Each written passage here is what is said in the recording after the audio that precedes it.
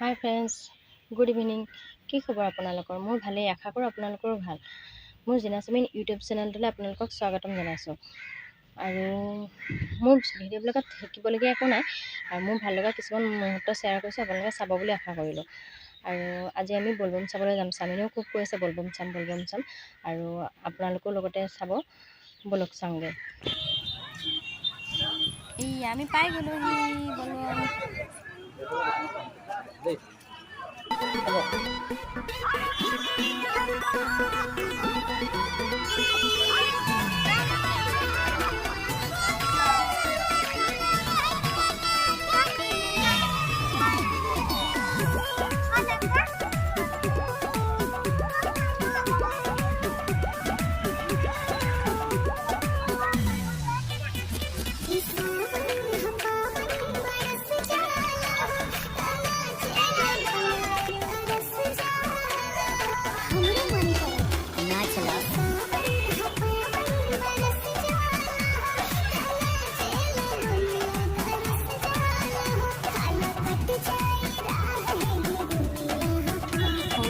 দোকানবোৰ বহিছে, ফুলৰ দোকান ভালদৰে কৰা শুনা।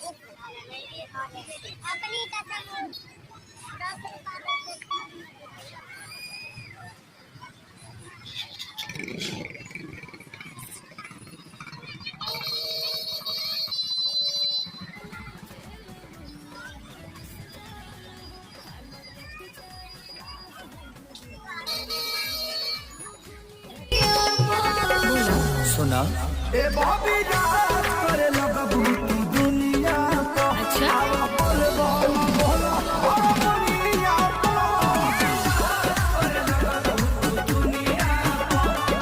बोल बोल दुनिया को जैसी जैसी बोल बोल जैसी जैसी